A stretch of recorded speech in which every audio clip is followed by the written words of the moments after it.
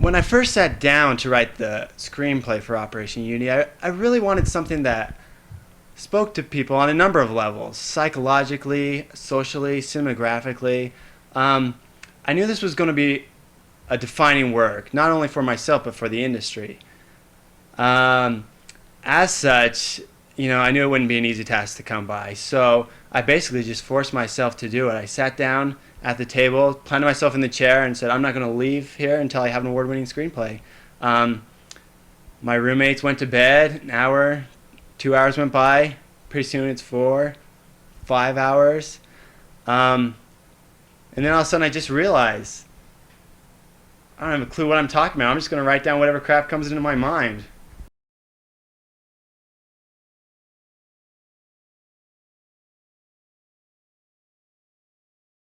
Okay, the character of Emily Hinckley was a very interesting role for me to play.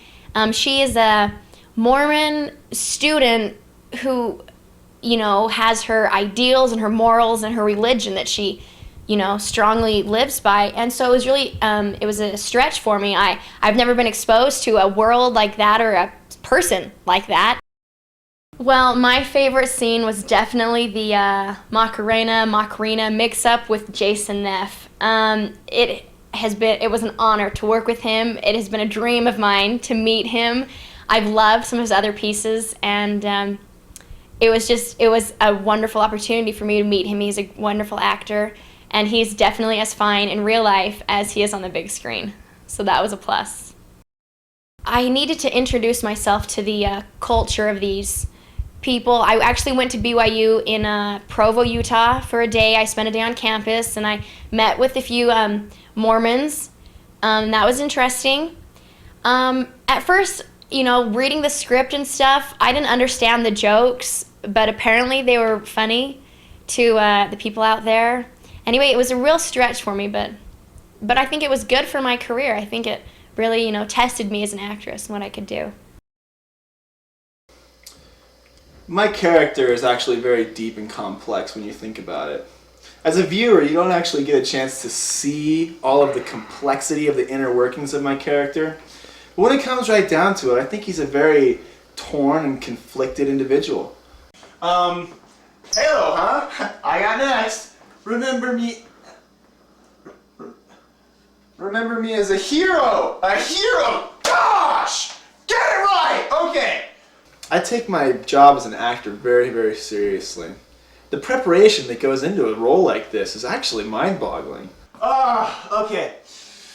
Hello, huh? I got next. Remember me as a hero. Hero. Remember me as a hero. Remember me as a hero. Okay.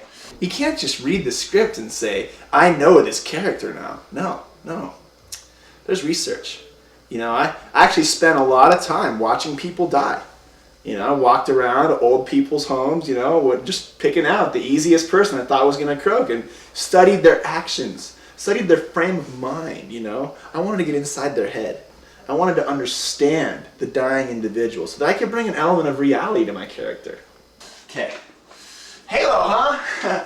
Well, dang it! Okay. Halo, huh? I got next. Remember me as a hero. Booyah! Got it! Yeah!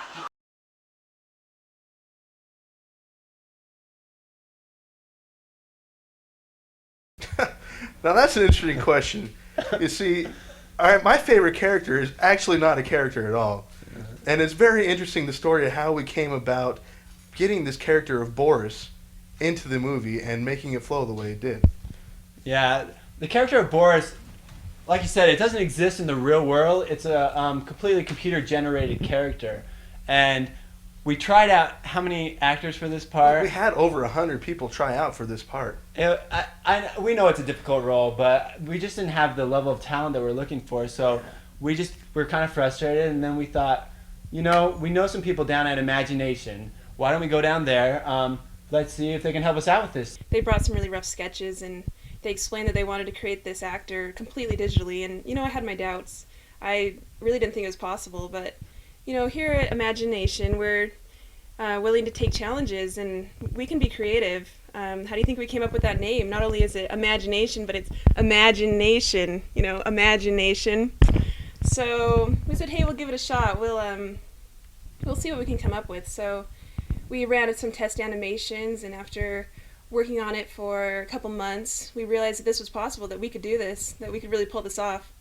Really, beginnings, we were just a little shaky. It was rough. I mean, we were all down because we couldn't find a good actor, and then we go down, and it was really rough going at the start. Yeah. And at first we were shaky. We were like, we didn't know if this was going to come about or not.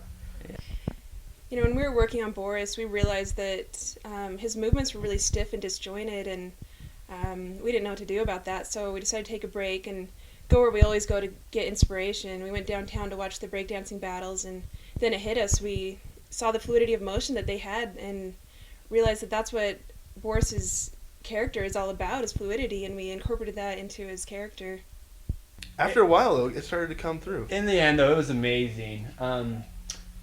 Absolutely amazing. Like, our favorite scene, we watch it over and over, like, all the time. It's actually just the close of a scene. It's that hot dog, the hot dog scene on the end of Halo. It was pure magic. I mean, the way it came together. We actually did not have anybody in that scene. We actually held the hot dog by a rope, a little string, and lifted it up. Complex series of like pulleys and ropes getting this to work, just to create this simple motion of him eating the hot dog. I mean, if you just watch this scene, it's pure magic. Every time I see that, it warms my heart about how that all came together in the end, and it really is. It's fluid motion. Yeah. Normally I'm used to acting with someone who is right there to interact with me, but acting with a computer-generated person is very different. Having to pretend that they are there talking with you is not as easy as it may look. Boris, 그다음에 하쇼. Cut. That's so wrong. You need to wait longer between Boris Kudamwe and Haresho, okay? This is so hard not having someone with me. Do you understand? I'm not used to this. You know what I need you to do? Well, acting with someone else, you can read their movements, you can read their actions, but this is just, you just guess what they're going to do. It's completely different. Okay. Okay. So to start right here, Boris Kudamwe, wait, count to 10 Mississippi, okay? Haresho. Well, it's really interesting how it all came together, but I got to give credit where credit's due. We had a great character actor, Peter J., doing the voice of Boris, and it was just phenomenal how he did it. We could not have done this without his help and his effort. I watched a lot of Rocky and Bullwinkle when I was a kid, so I feel like I had some connection with Boris and Natasha, and I feel like I filled the role pretty well. I felt like I had some big shoes to fill, but following Boris, but I think it went all right. I don't know.